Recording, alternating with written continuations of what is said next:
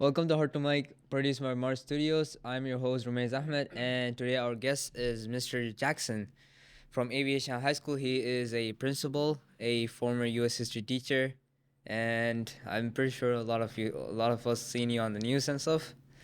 Yeah, tell me a bit more about yourself, Mr. Jackson. Sure. Like you said, I am the principal of Aviation High School. My name is Stephen Jackson. I'm in my 24th year at Aviation High School. I started here as a social studies teacher. So I taught global and US and mostly the junior classes, the advanced placement United States history class. Then I was in programming at the same time. Then I was assistant principal of organization and security, like Mr. Brown is now. And I became principal about 8 years ago. So I'm in my 8th year as principal when this school year is over. And it's been a wonderful experience and a wonderful ride. And it's great working with students like you. Nice. So you said, so to kind of counteract, right? How does that transition from being a teacher, from entering the high school, working as a normal social studies teacher, and then you went to a U.S. history teacher as an AP teacher, and then after that you went to an AP level, assistant principal, and now you're the principal. How was that progression? How did it feel? Um, it's challenging, I think, for anybody to go from one position to the next, and especially in the school system with a lot of responsibilities. But I was very fortunate that in my programming work, that's like Mr. Weinberg right now and Ms. Kim, that I worked closely with the principal at the time, Mrs. Taylor, the administrators at that time, like in this very room, as we do now, and other assistant principals and coordinators and teachers and things. So I got a variety of experiences that went beyond the classroom of teaching history, which I think helped to give me a sense.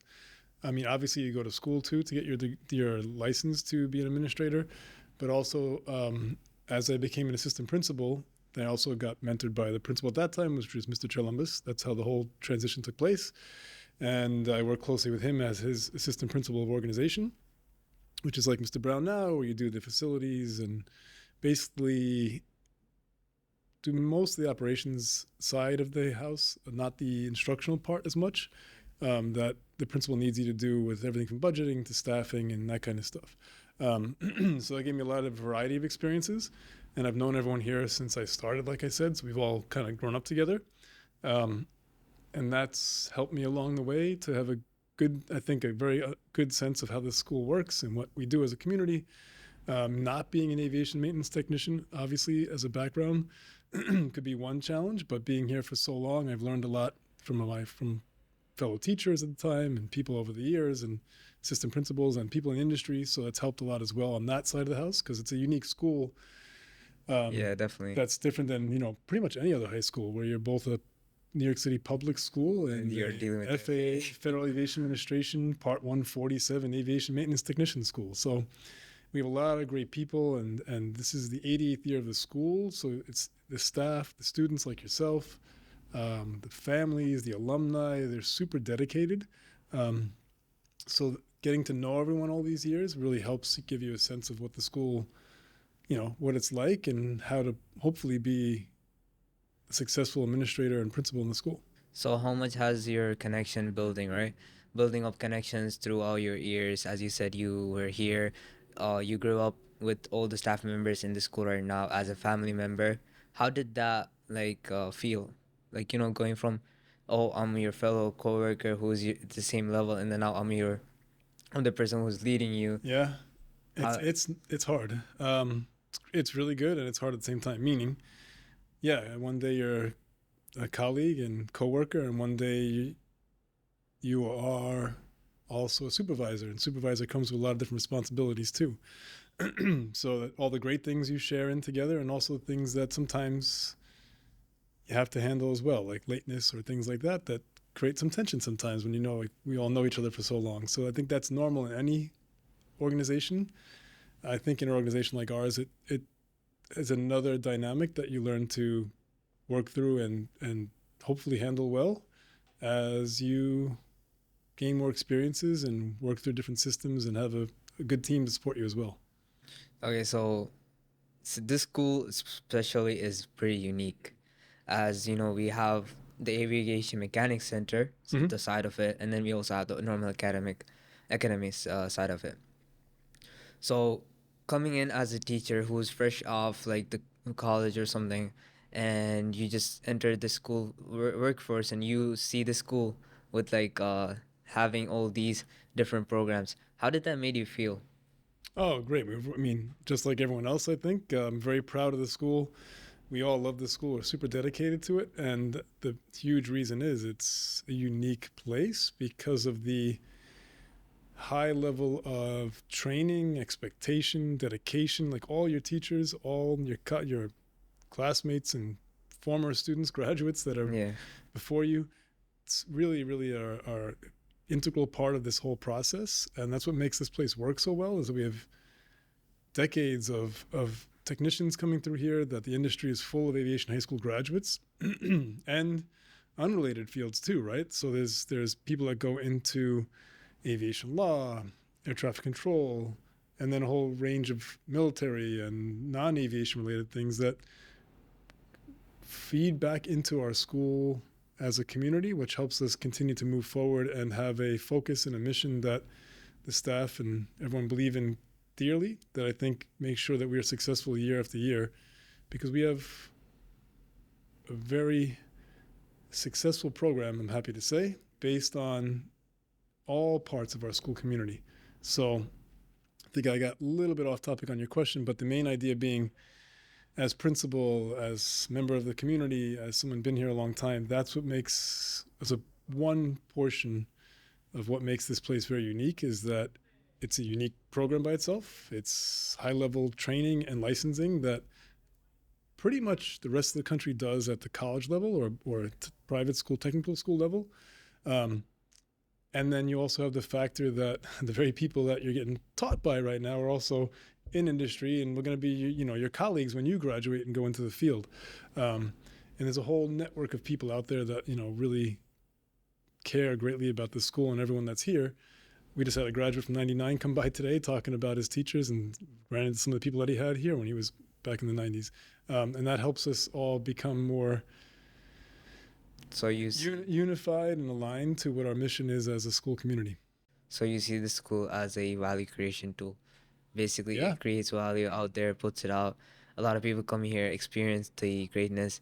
I know, as a Well, person, as a student who myself, I definitely could agree with this, with your statements. As like the school itself is pretty like it's pretty one of the greatest schools. I think like it's one of the best choices I made in my life, where you have your normal academics, right? So you learn everything that you need to learn. But also on the side, like even if you don't want to be the aircraft mechanic, you do get the license, or you at least get the opportunity to get the license, meaning you have a shot at like a different job if you don't yep. end up in the same job as you want. So like that's definitely like something that is definitely like something nice. Yeah, I would say to kind of summarize a lot of what we're both saying is we all take a lot of great pride in the school. I think you do as well. That's why we're Yeah. doing this, right? I feel honored that you're asking me these questions as principal of the school.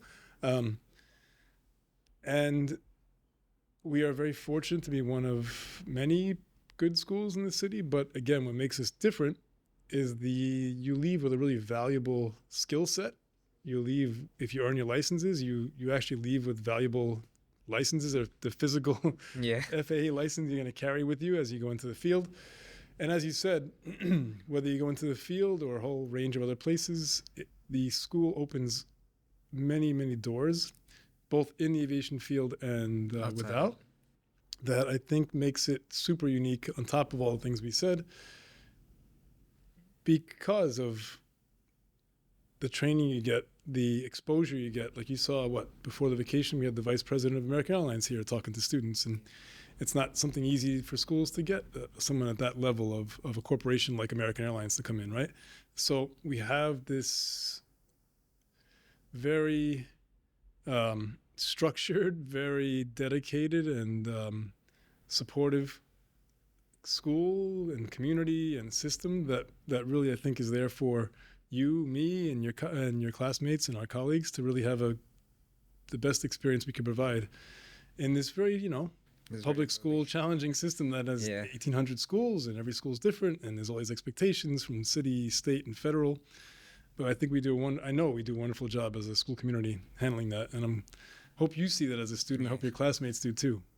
So my next question would be like, you said that, as you said, we had the VP of American Airlines, and like pretty prominent people of such come to our school, right?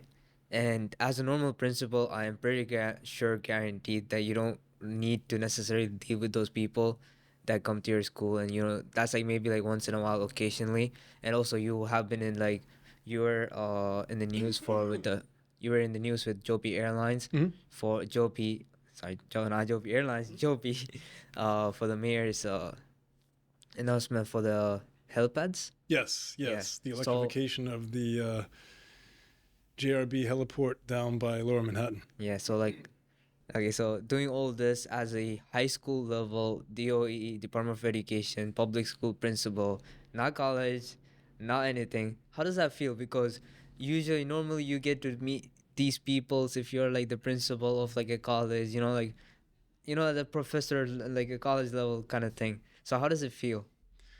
Uh, Feels great to be able to get access to people like that and companies like that. So Joby is a good example. They're one of many now eVTOL companies that are looking to do air taxi service from like the heliport in Lower Manhattan to JFK, for example. And well, this is a good example. They came to us because they know about our school, and it's been around for 88 years, and the technicians across the tri-state area are mostly from our school, and they know the reputation, and they wanted to make sure they were able to connect with us because they're trying to build their reputation and their future. And that's a really cool feeling to have, is that we have a school that they sought out to make a connection with, so that as they become a more viable company and provide this service in the very near future, that they get to get some of our input and get to showcase what they do to you guys and to us as well, because we need to learn about this. But also, we're going to start working more closely together going forward, as they need technicians and who knows what else, managers, pilots, the other experiences that we hope we can provide our students that can fill these positions of the near future. And that's just one example. So I think your real question is like, as a high school principal working with companies and politicians like that, yeah, it's a cool feeling. But I do want to say very, very emphatically, for a lot of the questions you've asked me so far, I know you're asking me, and I'm the one sitting here, but Yeah. I'm fully conscious that this is not me Just alone. like one This is person. all of us. It's a Like, team effort. yeah, there's no way that this is Steven Jackson doing all this, and this is why it happened. That's not the case whatsoever. We have a really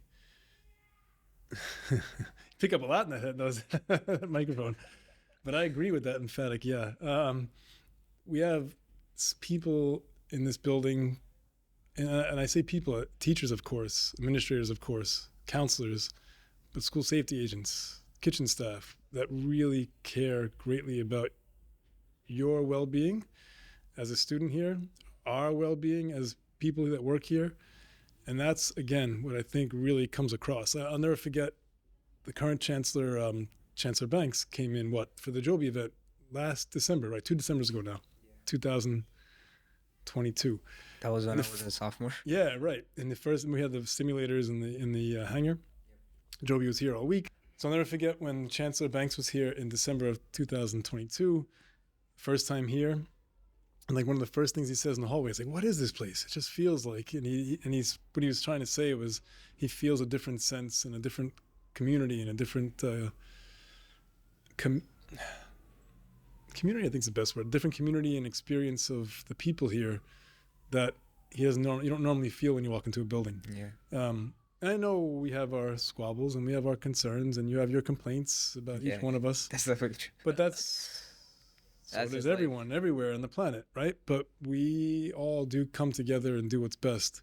Because again, I think we all care greatly about our school, our mission, what we do. We're very proud of what we do. And again, I brought this up because I know I'm the principal, the face, the leader of the school, but it's not me alone. This is not something that I did. This is something that we're all a part of, and we all make possible by all the decisions actions, the things that we do each and every day that make this place successful.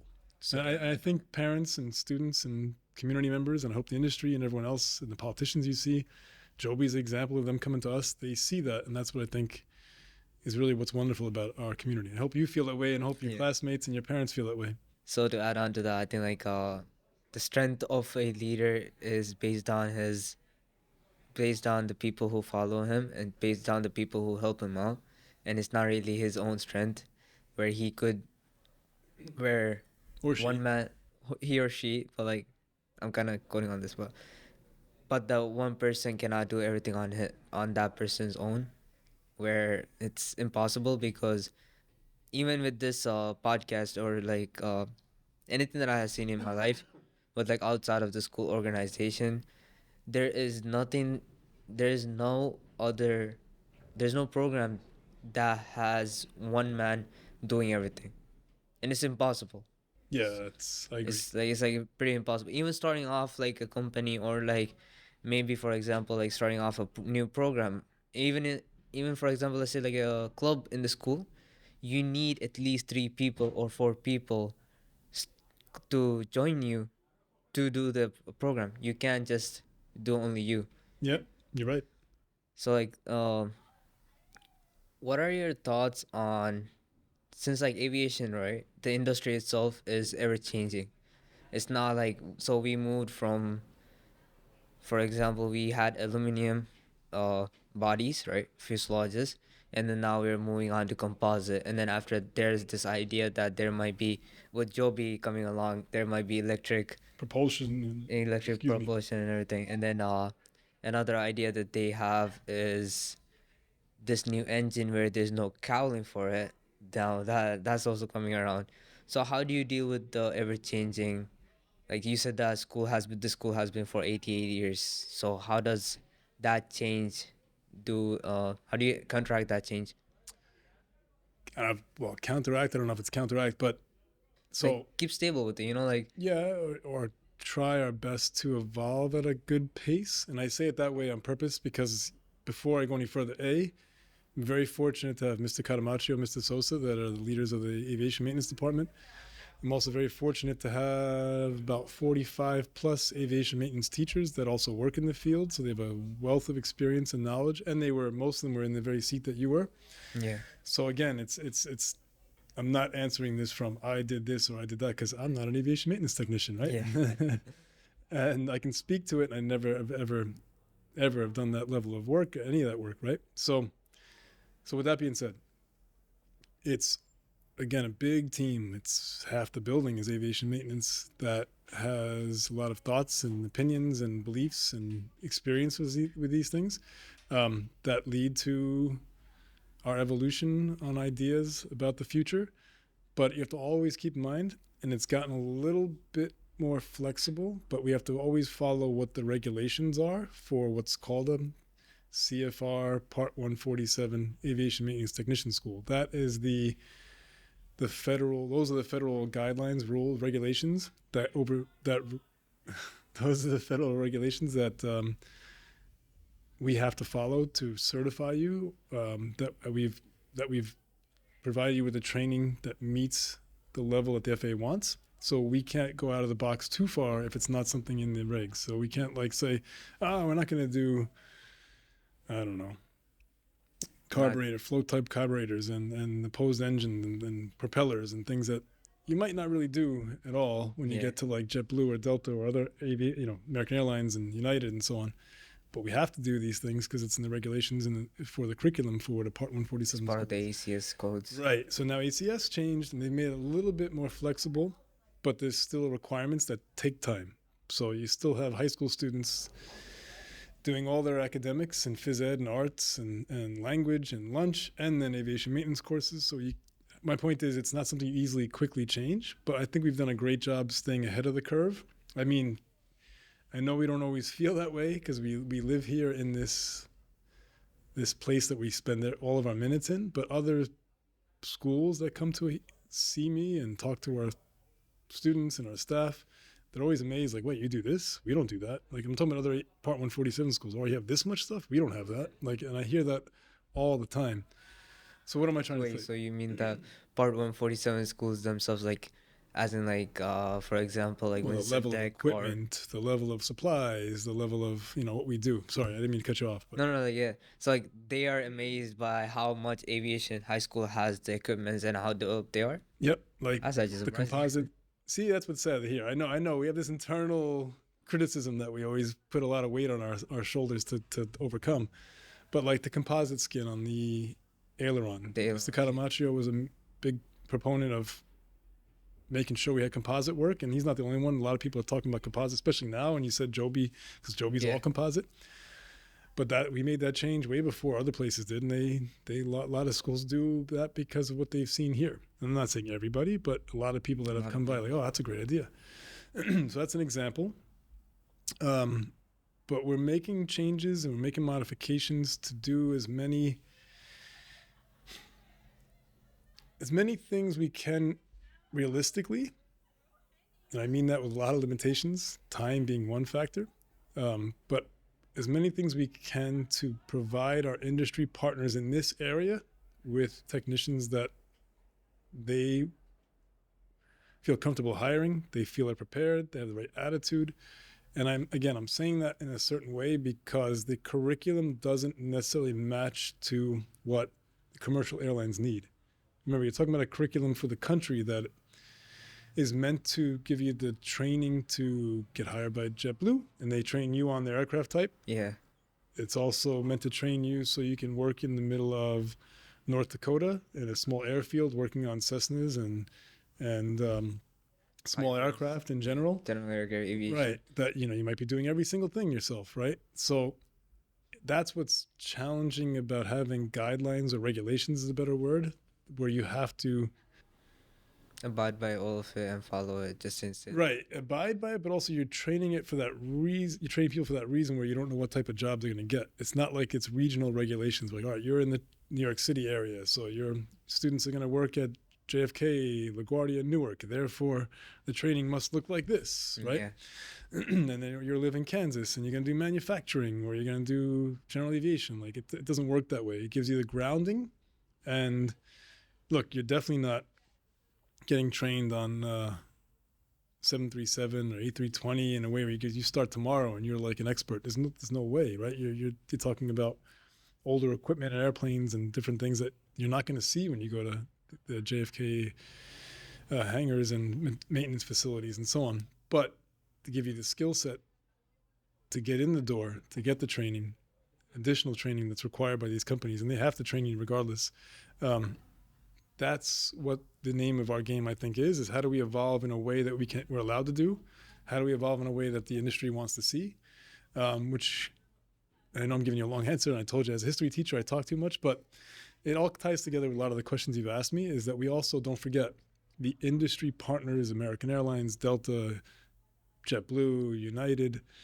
A lot of these people are our graduates, including the very managers and administrative people too. In some cases, they are part of our school community, and I mean that literally. Where we have an advisory board, and they provide us input on what they see, what they want, how they feel things are going. And just to kind of go on one more tangent, I hope I'm answering this question well, but that give you another example is now we're at a place because the technician job market is just wide open to you guys, and the airlines need so many technicians. And I'm not saying that they weren't supportive before, or the companies have been amazing supporters of our school. But yeah, there's even more alignment where JetBlue is going to do some what they call general. Excuse me. JetBlue is going to do provide during January Regents Week general familiarization training for some of our students and staff. So that means the actual training they do for their aircraft type in their company. American Airlines is going to do the same thing for 737 for about 40 people. So it's an amazing start. We want to see more of that, where our students get even more experiences, just like the internships, where our students get work alongside technicians at JFK and LaGuardia. That's been expanded on. We hope to see that continue to expand as other companies come on board. Again, it's not easy. That's people don't realize. Yes, in schools like ours that are called CTE schools, in schools like ours that are considered CTE schools, career and technical education schools, you have internships. And there's a great many internships across New York City. You can go to Pep Boys, you can go to CVS, you can go to whatever it may be, right, to get that kind of work experience.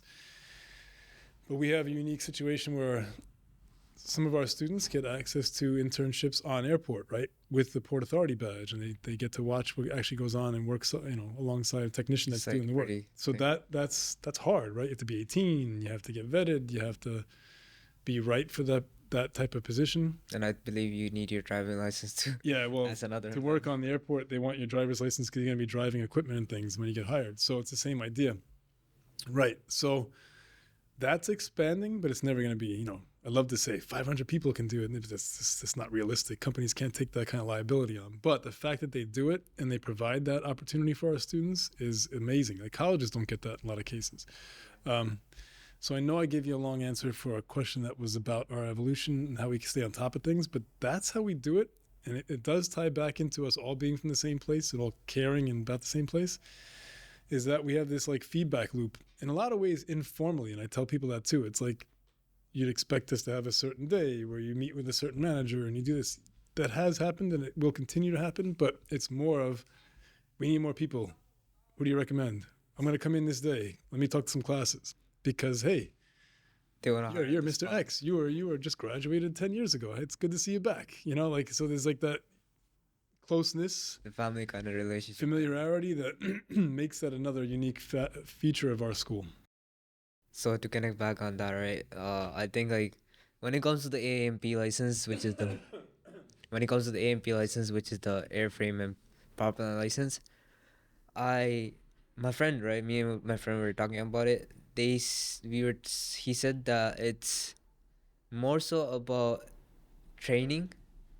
So it's like a license that tells you, oh, you could go ahead and train. Yeah, that's another way to say it. So again, you're not going to be an expert at everything you do, because obviously no school or no even the FAA curriculum, even if you go everything by the FAA curriculum, you are not going to come close to anything that you are going to do at JetBlue. You're not going to come close to, because as you said, American Airlines, JetBlue, Delta, they have their own sort of curriculum that they follow, because so the person who works at Delta, he talked to me, right? He said that he has not just him but everyone, they have yearly trainings. They have yearly trainings every year. They have to do the new certifications every time. So a new aircraft comes out, you had to do it. Any equipment comes out, and most of the airlines, they're transferring from manual logbook, which is like writing, to digital iPad. Yeah. So that's definitely like evolving. So the people who are there, they are like, let's keep doing it. And also like another thing is like the family aspect of Aviation High School. Mr. Keller, I think Mr. Keller is a good example when it comes to the family aspect of it, because he was here even before this building existed. Yeah, he started in Manhattan. And yeah, he graduated from here 1960s, I believe. I'm not sure. I always forget, 60 or 61. Huh? 60 or 61. And he went into the industry, military, everything, and then now he's here. Engineer, and pilot. Now he pilot. I don't think that man has not done nothing that I can. Okay, but yeah, he's something. But I hope he gets to see you say that. But Mr. Keller is like a good example in like how, and then he came back to the school to teach, and he's still teaching to this day in the school. And I asked him why he wants to teach, right? He's like, he just wants to teach. That's it. He doesn't even need a reason for it. He's like, this man gets like 3 different incomes coming in, and 3 different or multiple incomes coming in for him, because obviously he's a veteran and he also worked at Grumman. So, he has the pension money coming in from that. But obviously he doesn't need to be working, but he still works because he likes the aviation industry and aviation itself. He's a great example to follow. Yep. I agree. And I believe there was this person who was not recently, I think after COVID, actually, wasn't he said it was his 70th year in Airlines, and they gave him Oh yes, Mr. Blackman. Al yep. Blackman. Yep. I don't know. Tell me a bit more. He graduated. I don't really know him too well. I met him when he was here. I think that was before the pandemic. He's now. I don't remember if he's still working at American Airlines. I think it's who you're talking about, right? Yeah, because he was like the longest working. Yeah, now it's like 85 years, I want to say, or 80 years. I'm not sure. 80 or 85 years. When he was here, it was celebrating. Well, it was part of the Pegasus Society ceremony at the end of the year, and no, I'm mistaken. He was here, I think, for the FAA assembly, and he has been like the longest, as far as I know, longest serving technician. I'm not sure if he's still working today, but it's over 80 years. And he graduated in like 41 or 42. And it was funny when he came in and I met him and I was talking to him, he started referencing the first principal. So it was I'm the 7th principal, I think, over the 88 years. And the first principal was Elliot Nasca. I was like, wait, you were here with Mr. Nasca? I never thought about that before. Like, it's one thing to like say Mr. Grant in the 80s, 70s. But like he's talking about the 30s and 40s and like, wow, I never thought about that. Right. You graduated in the 40s. And it was just cool to talk to him about like that kind of, it was very different. The school was in Manhattan. It was small. It was evolving with the whole industry. It's pre-FAA by decades, right? Oh yeah, that too. Yeah, right. And but he's also revered and loved in American Airlines. There's a big mural they have. Yeah, I think they have a plane too. A plane is dedicated to him. He's a cool example too. His name's on our Charles Taylor board. Charles Taylor is it was the Wright brothers mechanic technician. So in the FAA world, of the technician world, at 50 years of service, you can be awarded the Charles Taylor Award, and Mr. Blackman was awarded that award years ago because he's been way beyond 50 years. But it's a recognition for people that have been in the industry long. But I want to come back to something you said in that whole thing, if you don't mind. Yeah. How what we do, like I was saying, is one aspect of the training, and to be, would you say, trained to become trained, or to constantly learn how to do this work? So it's like you come into high school, right? I want to talk about different stuff too, but you come into the high school, you get the license, and it's like training, right? But it's not really. It's just a training for you to get a license, which tells you that you could go ahead and actually work on real planes and get more training. It's a fair point. And again, I want to fully acknowledge I'm saying these things not as a technician, someone without their airframe power plant, but knowing a lot from over the years of being part of this world. Yeah, so it's kind of the similar process you see, right? You have to have certain attendance rules. You have to have FA record. You have to get a 70 or better in the course in the final. That's all required for our quality of our program to meet the standards. Well, guess what? You get your certificate of completion. You finish our educational program in the aviation maintenance side. Then you take the FAA written exam. Then you take the oral and practical exam. And then you go for your temporary license, and then permanent. Then you get hired, and what happens? The company has to have their own manual, operations, their safety procedures, their training process. So why do they train you every year? Because, I hope they do, because we're all flying on these planes, as we go to our vacations and business trips and so on. But the people that fix and maintain them, and that's just one aspect, but they need to be trained regularly because that's the requirement of the company, but also because the FAA wants to make sure there's a process to make sure everyone's current. So I guess what I'm trying to say is, on another example, mechanics, auto mechanics, let's say, don't have that same level of need, right? So when you go into your work in senior year, before you do the work, what do you do? What do you have to do before you actually start the physical work? You have to go through your prerequisites, which is like your general. But you're in a class and you're going to work on, you're in an airframe right now, right? Yeah. So you're going to work on landing gear. Do you go right to fix the hydraulic line? What do you do first? No, you have to get all your equipment, safety, make sure that everything is proper, and then you have to wear your coveralls, make sure that you have your job sheets, so you know what you're doing. Well, how do you know what you're doing? That's the question. Just because you know? No, so because not sometimes, but like the teacher gives you the manual, he tells you which one is what you need to do. So the job sheet itself, like the job, let's start from the beginning, right? Yep. So you have the job sheet, which is something the teacher gives you, right? And then the job sheet sometimes mentions what manuals you should use for this specific job, for example, let's say changing the landing gear, which is like a common job done in the aviation industry. But so they tell you, oh, this is what you need to do. This is the plain manual. This is the exact page that you need to go to. And then after that, you read the manual. You find the tool. You read it. Get all the safety precautions straight out. And then after that, all the tools. And after all the tools are gathered, and making sure that you're safe and everything, then you go ahead with the job. And then after that, after getting the job done, you need to record it, as in like write it down, logbook, and then get the job sheet signed off. So yeah, it's a whole process. So you're saying it right there, right? So we mirror the industry, right? That these things are not like unique to us. We're trying to follow what the industry does. Yes, now it's digitized or in the process of being digitized, but like you said, you have to go to the manual, advisory directives. You got to make sure you're following all the things that need to be done according to the manufacturer or what the FAA says has to be followed, right? Cars and other like land-based equipment in some case, but they're not the same level of intensity of that process, right? Because again, we're going to get an airplane 30,000 feet into the sky and make sure that that's safe, that we all can get to our destination in a safe way. So these steps and procedures are built in here as an educational program. They're built into the airlines because, again, the same reason.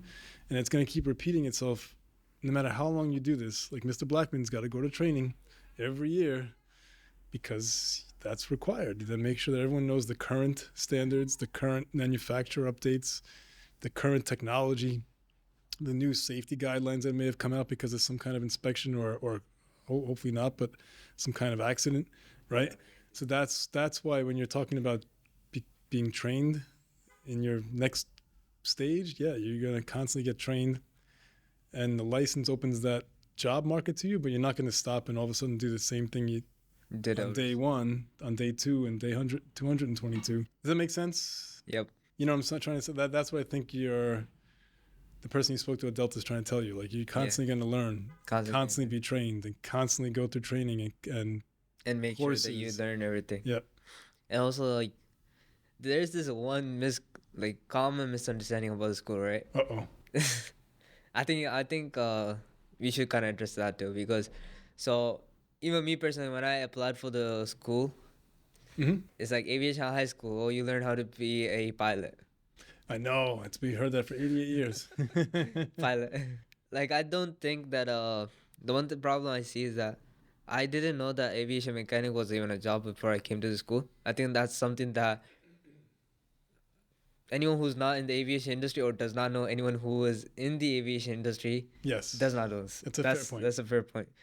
But one thing that they do know commonly is aircraft pilot. And they're like, when they say aviation and like, oh, this is school. Like I mentioned, I go to Aviation High School. Oh, you learn how to fly. Like, I don't know.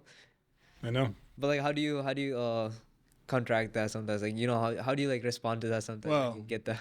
I don't know if I have a great answer for you because you're still saying it today when we've heard this for a long, long time. If you ask graduates from the 90s and 80s, like, yeah, I thought the same thing when I started. Look, especially now, I will say online resources, hopefully, if people do a lot of research, which a lot of parents do, we're making that more clear. I'm not saying it wasn't clear before, but I think they more emphasis. Like you said, you hear the word aviation, you think of pilot. You know, you don't always think of all the other aspects of the career fields in aviation. But we go to these schools, we do the open houses, we have our staff live here doing the work with the students as parents come in and check it out. We even to the extent of we did that cartoon recently where it's more geared to elementary and middle school students. It shows hopefully that they get a sense of what technician work is. But yeah, it's hard. It's challenging because you're talking about thousands of people thousands and thousands of students looking for a high school. Not everyone does the same level of research. Like you said, I think the people that get it best are those that are siblings or children of graduates. Like, they understand better because their parents or aunt or uncle or their brother or sister can explain it. But we do explain a lot of it here. If you come to the open house, if we go to your school, but even that, I'll tell you, anecdotal meaning it's not like something you can extrapolate as the fact across all schools. But I remember going to a middle school. We had the tools and the different simulated jobs for the middle school students, and our staff did a whole presentation. The students ran out all excited. I watch them in the hallway, point to friends down the hallway and say, hey, come to this room. They teach you how to be a pilot. I'm like, you just were here for like 20 minutes to learn about our school. So it's hard in that sense. It's like I said, I think it's a default thought of a young kid that plane means I fly it. So I hope we do a great job once you get here of understanding it better. A pilot is still something you can go on to become. Not, we don't train you to do that, but a lot of our graduates do that because, again, I think we want you to be a technician because the world the industry needs technicians for sure, and that's what we're created for. But the school opens a whole world of aviation-related jobs. As I said, we have graduates that are traffic controllers, aviation lawyers, pilots, of course.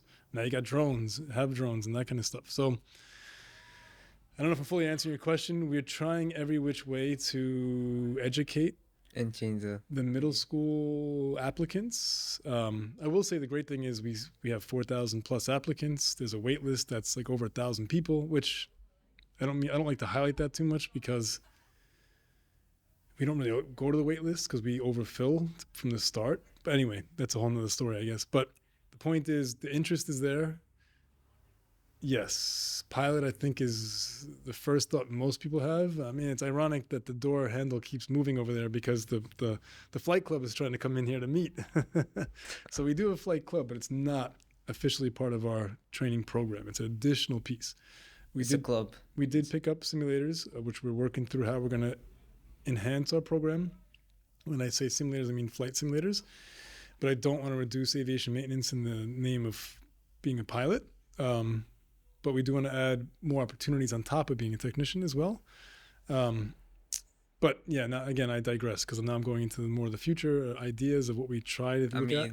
But to kind of like go back on that point, right? Yeah. So that's basically what I'm trying to ask right now. What's your outlook, not just in school, but like in as a personal goals too? What are some outlooks you have? So like, let me give you for example. Right now for me as a personal goal, I want to get the licenses. Good. And yeah, like I hope so. And like as you're a very dedicated student. Yeah. Like many of your classmates. And like other ways around is like another outlook that I have is like getting this podcast on a different level, you know? So like I have that's a good point. So like I have my personal goals, and then I have like school-based goals. So like for yours is like, what are some personal goals outside maybe, and then also like school-based goals or work-based goals that you have? Oh boy, you want to know personal stuff? I mean, not really. You don't have to dig that deeper. I'm joking. You know me. I mean, to not get into too personal, but personal goals, of course, is to have a good home life. My wife and I have a great life together and relationship, and my family is growing. I don't personally have kids, but my younger brother has 2 young kids now, and my older sister has 2 kids. So as our family grows, and as you get older, you'll see. Right now, you may not see it as much because you're going to now enter into a phase where you're more independent.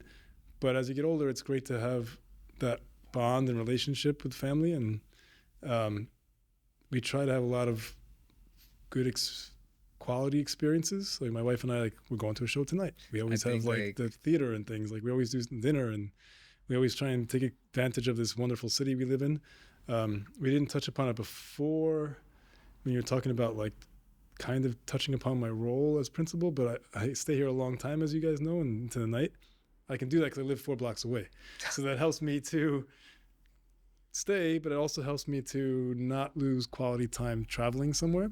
And that way my wife and I and my family get together, and my friends, and you have to have a good work-life balance, I guess is where I'm going with this, without getting into more specific things. So I'm trying to, as a personal goal, take care of myself, not let the stress of this kind of job take on too much of your life and lead to negative things, right? Because you can have health problems and things, and I try to stay fit and stay healthy. And that also includes,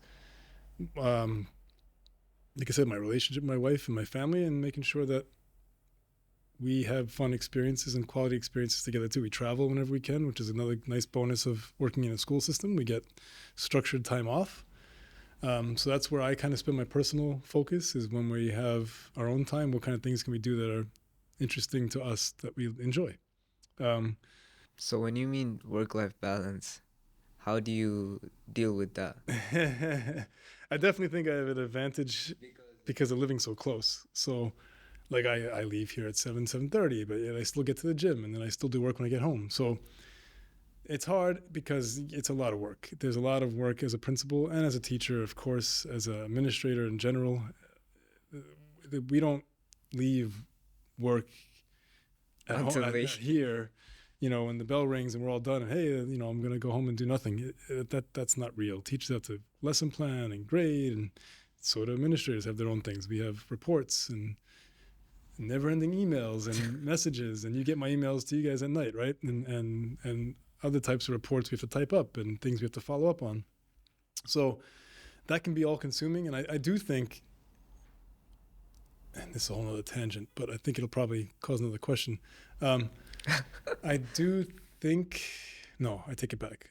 I am concerned for you, for me, your teachers, your friends, your classmates, your parents, your siblings. I don't mean to be so dramatic, but the pandemic pushed us online super fast. I know it existed before, but we're all on our phone constantly. We're all checking email, social media, who knows what, constantly. Nobody can walk down the hallway anymore without keeping their head up. Yeah, I They think say it the wrong way. They can't walk down the hallway without their head in their phone. And I think is causing us to have problems where we can't separate from that constant flow of information, whether that information means more work, whether that information means more tangents where you kind of just, what do they call it, doom scrolling?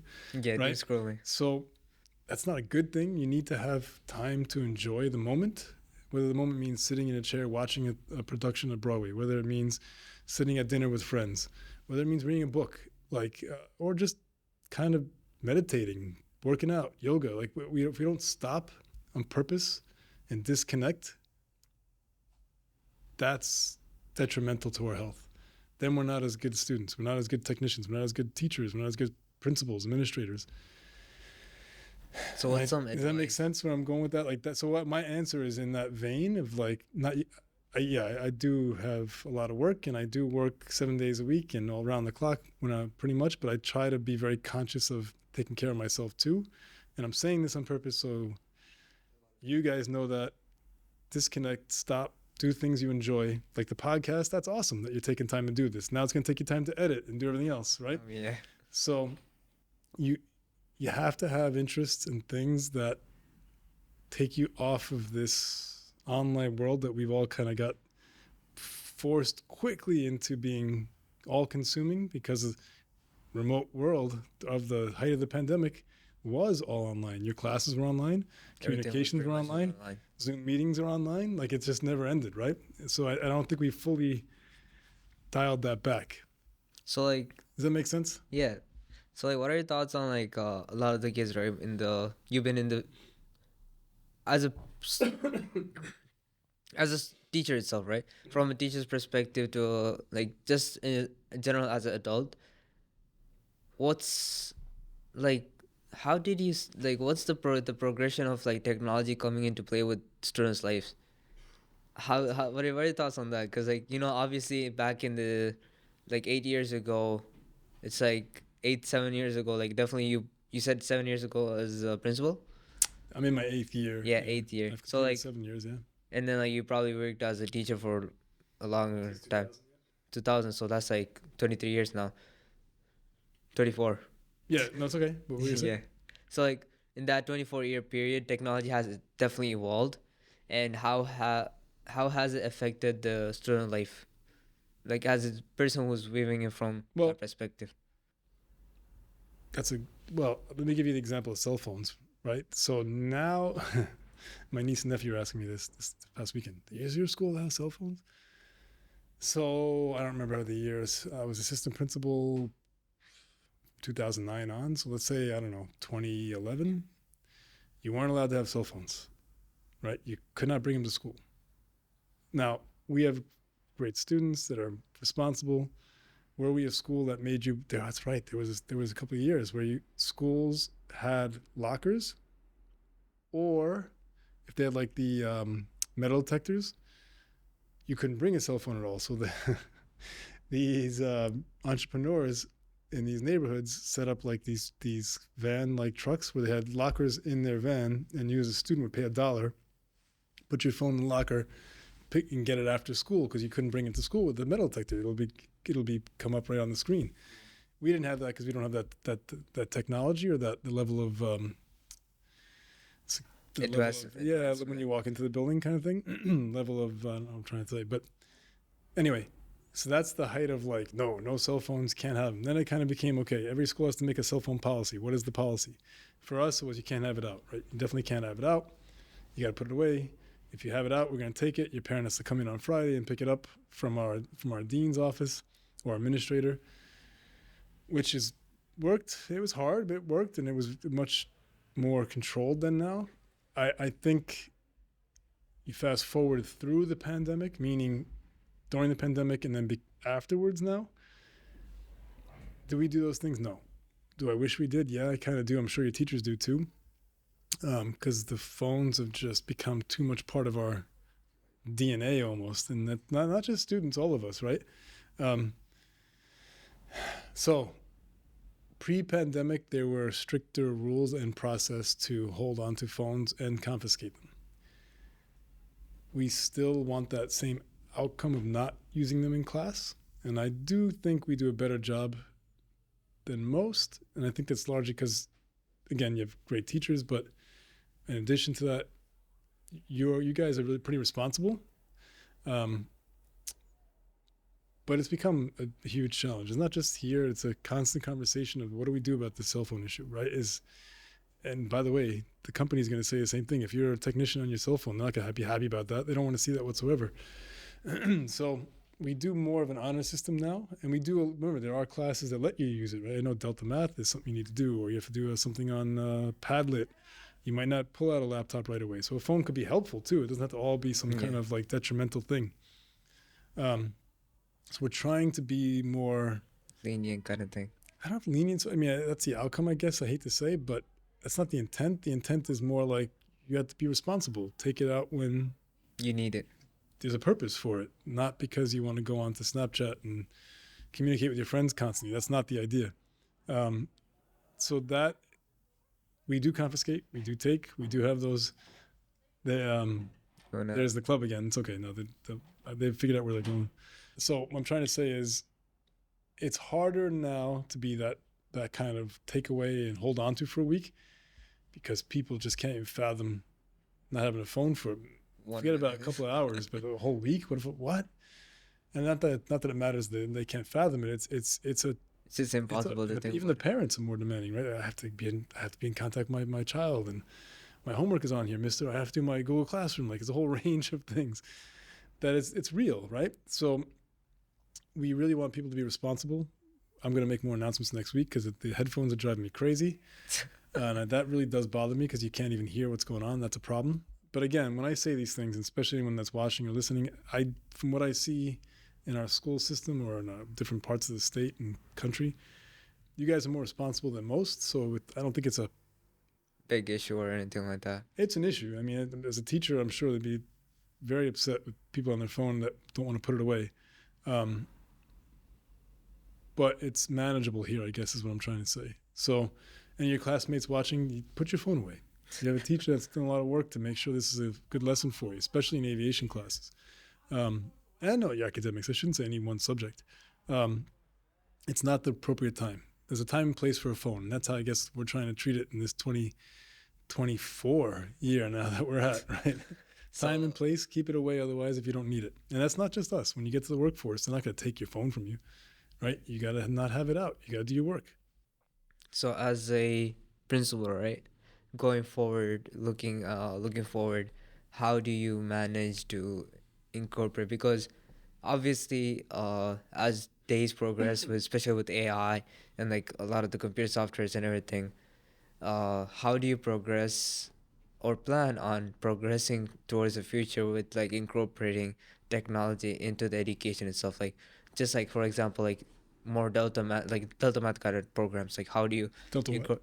delta math? You know, like Oh, Delta Math. Yeah, sorry. so how do you like plan on incorporating like those kind of programs and devices into students' education?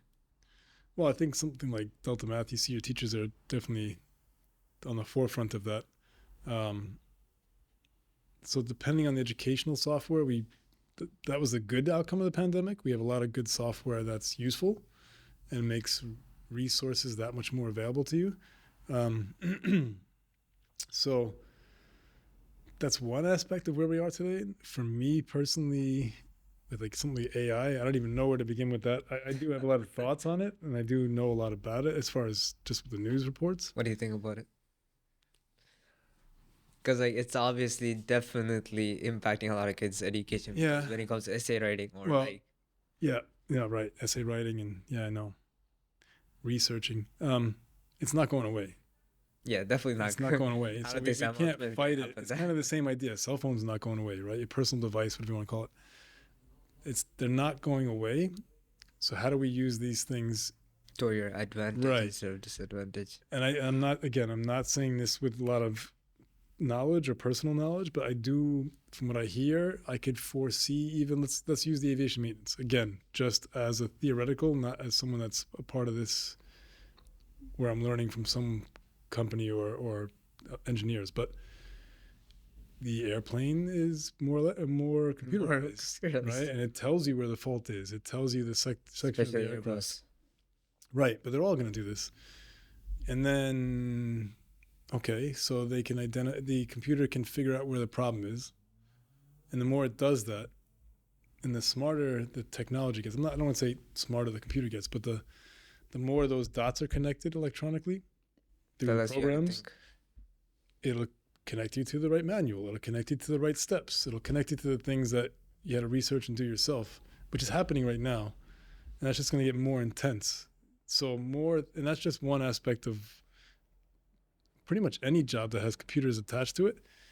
Is computer software is going to do a lot more of the high level conceptual connections and information connection that it processes just a lot faster. So it's going to change the way we work. It's going to change the way we teach, too, as well. Now, what does that mean today in the classroom? That's something we're grappling with, because it's happening fast.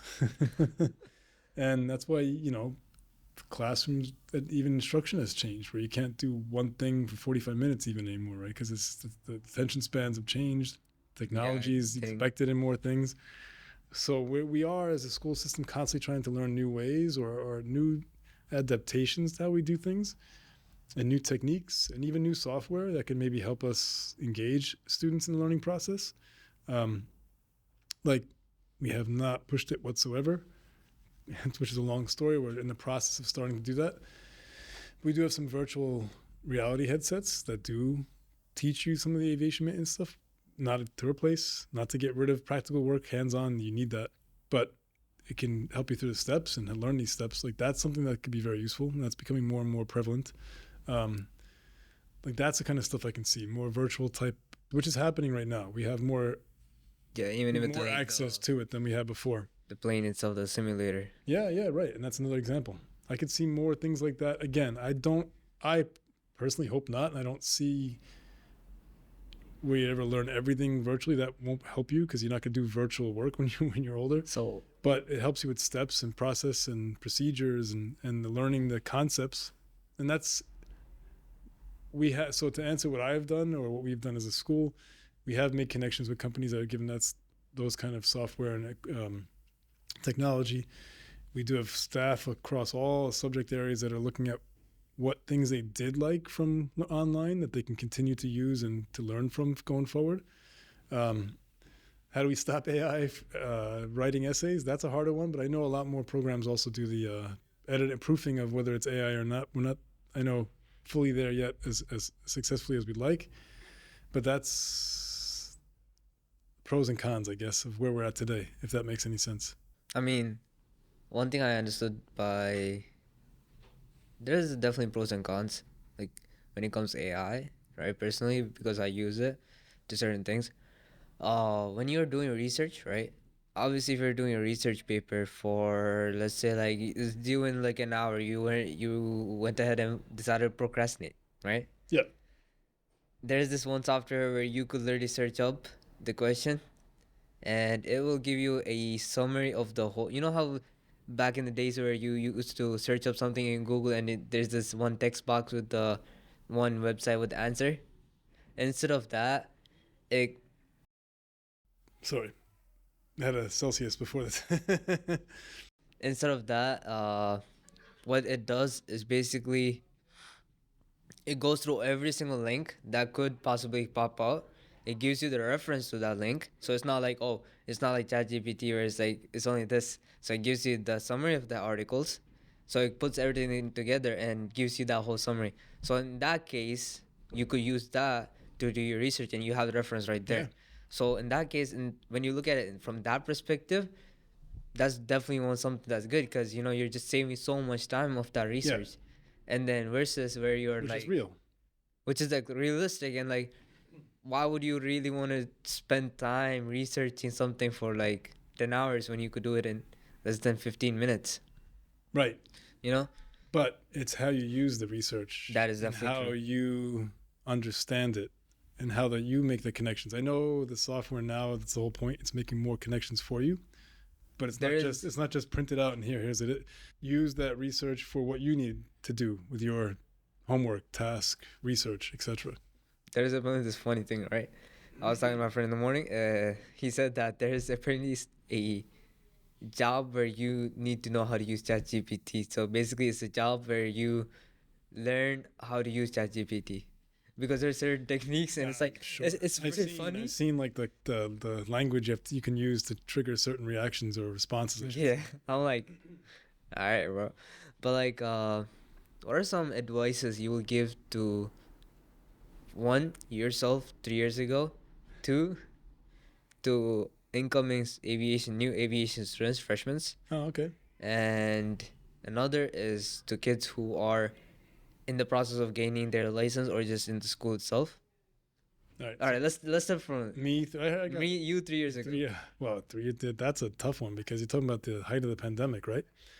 2020, 2021. Okay, we're coming out of the pandemic, but still the fear, the masks, the vaccine, no vaccine.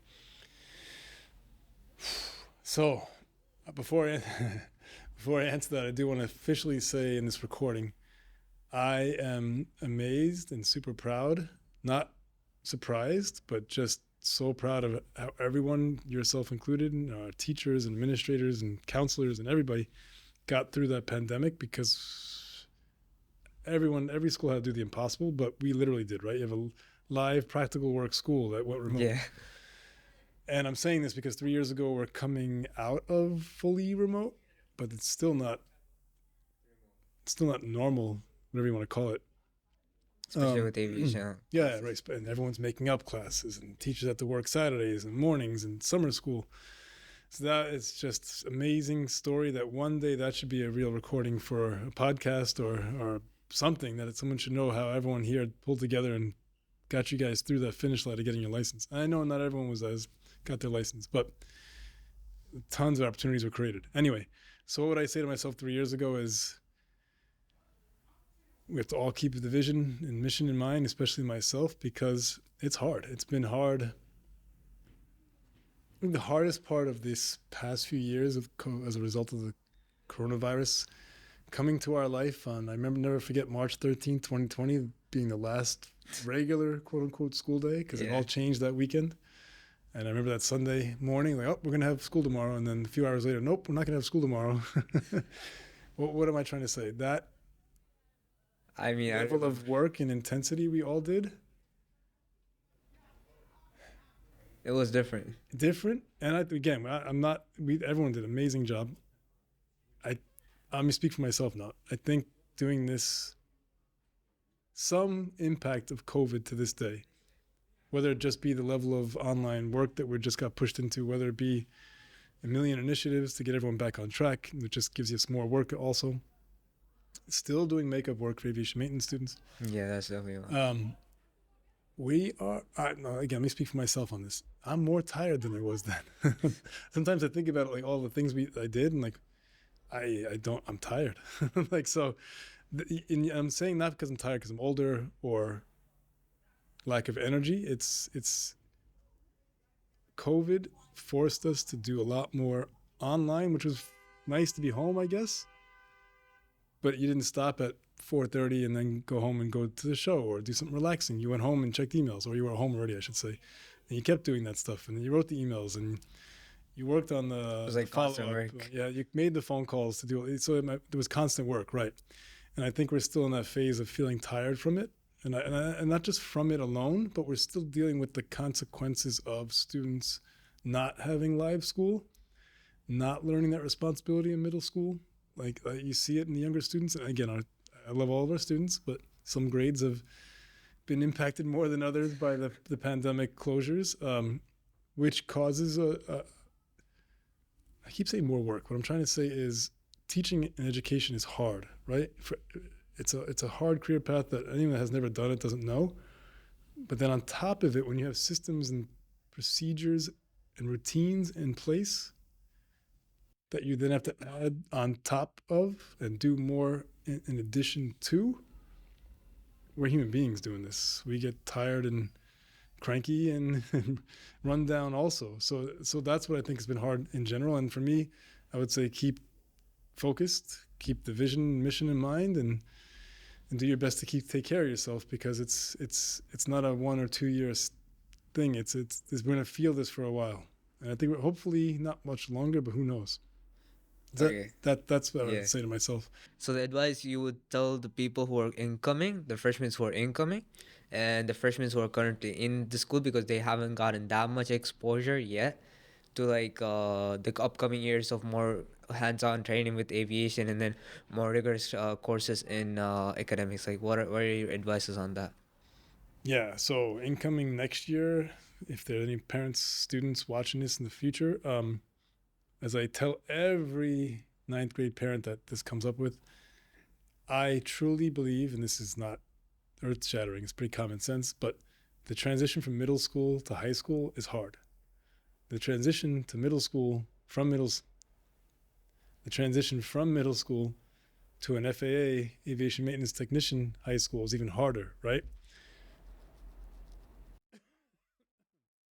So the advice I give to incoming students is don't stress yourself too much.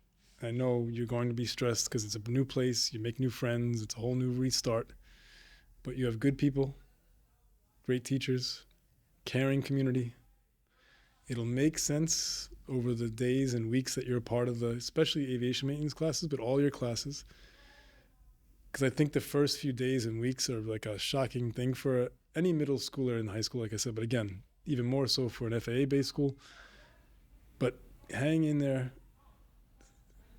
do your best to make friends. Don't go into your phone and sit in the cafeteria by yourself on your phone, because you're not going to make that connection that you make things better for you. But overall, I promise you, each lesson, each day, each task will make things make more sense. And the more it makes sense to you, the more you have fun with it, the more you'll appreciate it. I think I got to tell you that the students lately have been constantly telling me, "I love this, I love that. It makes sense and it's fun." Like that's something I hope you feel on day one, and we try to make that a case for all of our students. But if it's not the case, it will make more sense the more you get to know your teachers and your classmates, because you're going to spend a lot of time together. And over the course of your freshman year, by the time you finish freshman year, you get a clear picture of what this is all about. I mean, hopefully a lot more earlier than that, Yeah. but yes. Is that Okay. fair to say? You were one of those Yeah, freshmen? I mean that's fair. That's pretty much fair to say. I mean my freshman year was in COVID, so like Oh, it's a whole right. different it's a Yeah. whole different world.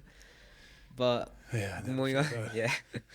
Moving on to the next question, right? Which is about, since you are a person who is acquainted with the workforce, not just the workforce, like you've been out there working with a lot of people, you know, working with a lot of people.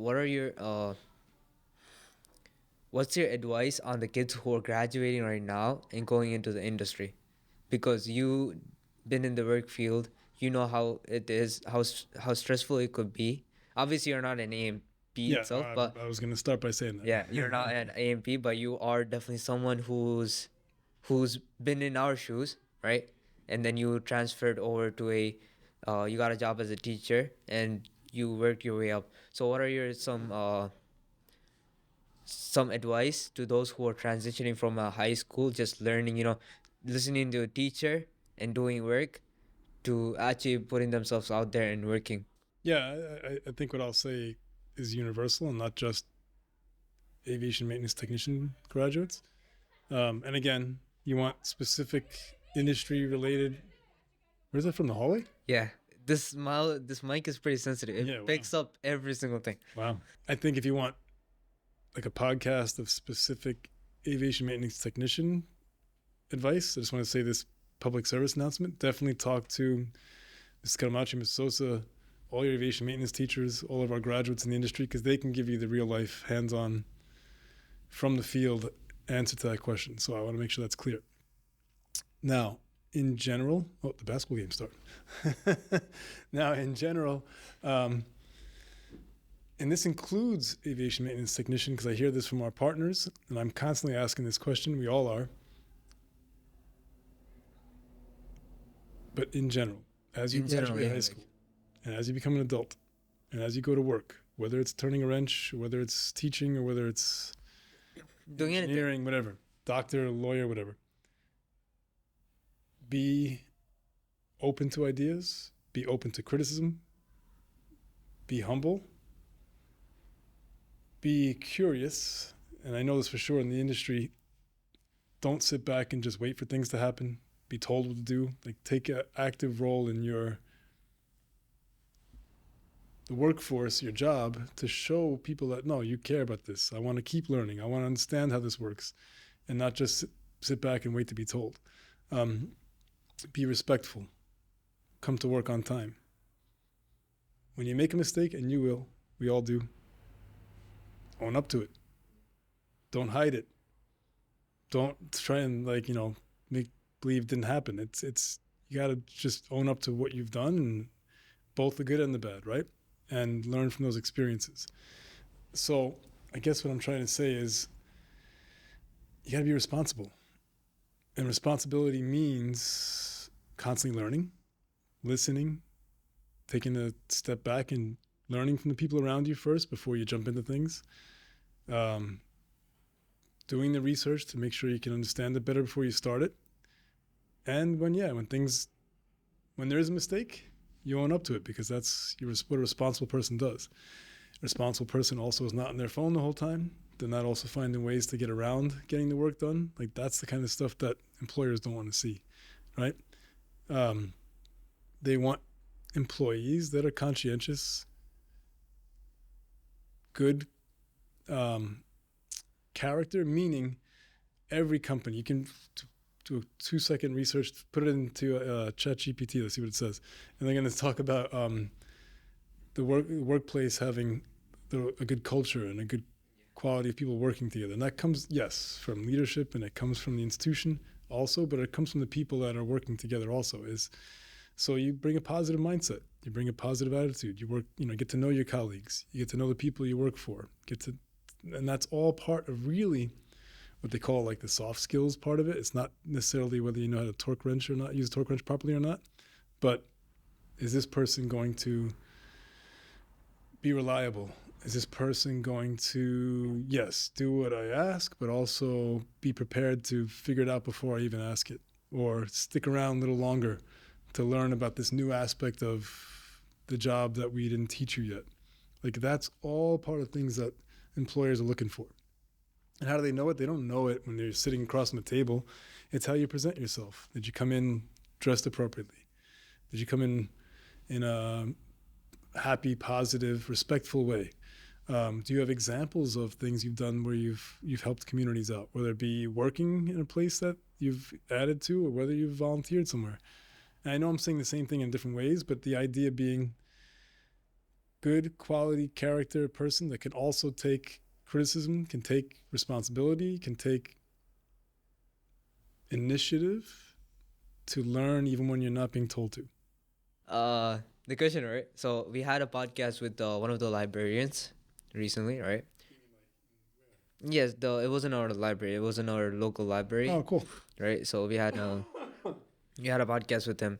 He said that as one of the biggest problems with the modern kids, teenagers, and everything, because he's a youth advocate in the library, he said that we don't know how to communicate, and we That's a don't good know point. how to write. So because you don't know how to communicate, you don't know how to write. Because you don't know how to write, then you can express yourself, right?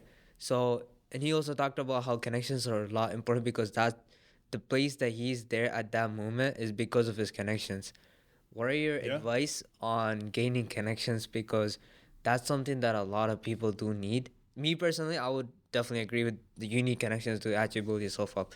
So, what are some advice you would give to people when they're going? I think you can answer that question because I know you're in Delta mentoring too. Yeah, and I sigh because I don't want to sound like I don't want to speak on behalf of all aviation technician people, but because I'm part of this school and part of this community, that's a constant example. Look at what we're talking about. When you talk to your mentor, he's a graduate. Yeah. Most of the people he works with are graduates, so that's that connection is kind of built in. That's a good part. But But just in general, like just in life, like for example, someone who graduated from, let's say, I don't know, Thomas Edison or something, and then they are like they went to the workforce or wherever they want to go. Well, how much do you think that having these connections are important?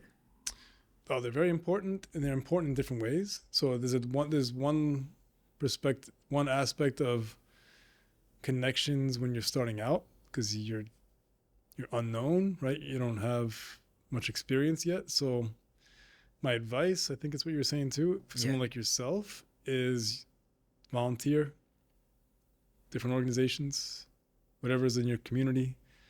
Um, look into internships that are available.